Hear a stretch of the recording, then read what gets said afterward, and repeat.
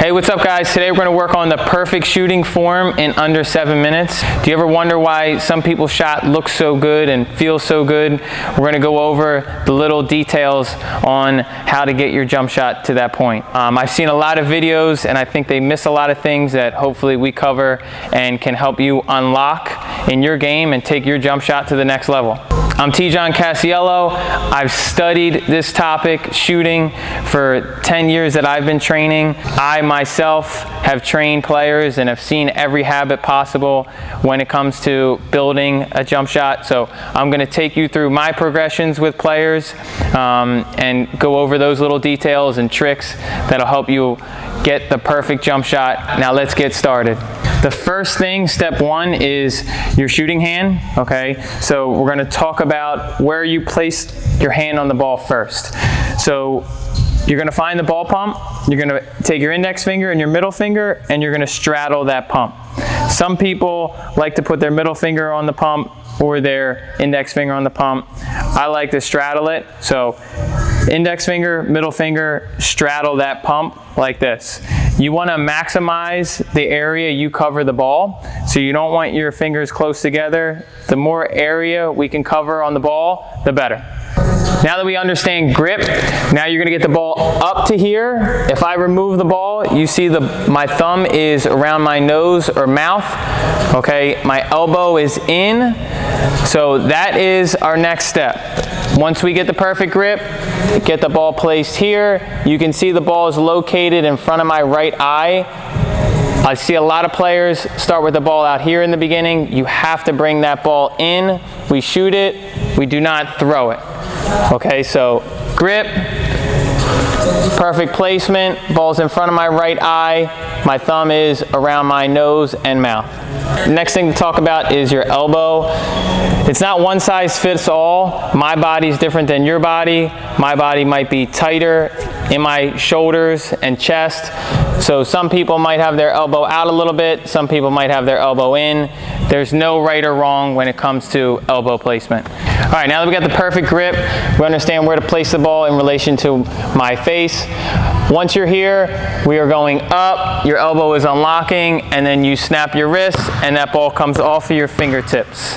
At this point, usually with my players, I'll use a wall or I'll just have them stand here, snap their wrists, and allow that ball to bounce back to them. We don't use the basket because once the basket comes into play, players often are focused on making the shot instead of perfect technique.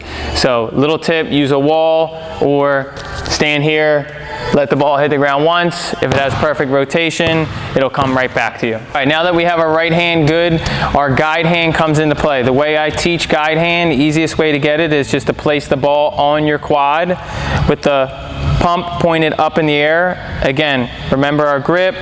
Put your right hand on the ball with the proper grip, as we talked about. Put your left hand on the ball facing down. You have to make sure your fingers are facing down to the ground and the pump is facing up. If the pump is here and you put your hand on the ball with your fingers facing down, it's going to mess you up. So it's super important that the pump is up, hand is on top of the ball, your left hand comes on the side with your fingers pointed down. Once it's on there, you can take it off your leg.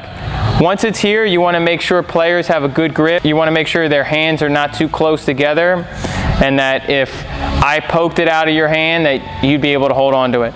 So you want to make sure this hand is a little bit under the ball, I always say, with a good strong grip, and you're ready to go. Next, once we get our guide hand placed on the ball properly, make sure your wrist is cocked.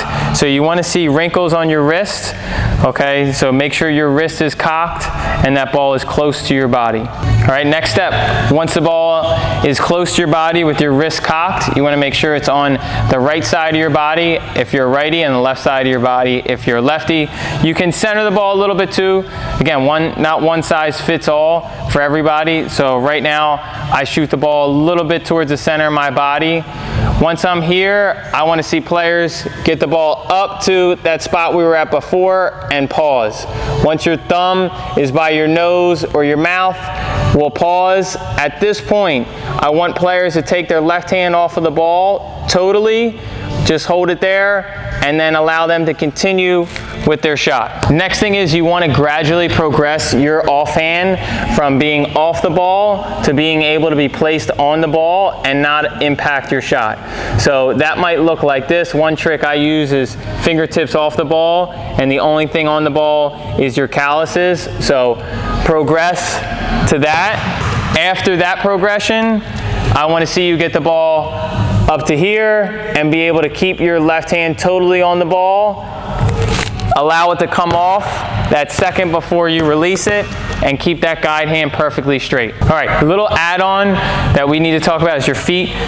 Your feet need to be placed straight ahead, shoulder width apart. Some players, again, if your hips are tight, can angle off to the side a little bit, but you don't want to have anything drastic with that. So players, feet wide, shoulder width apart, and straight ahead. Next thing to talk about is rhythm. Body and ball rhythm is super important. So in basketball, the ball moves first.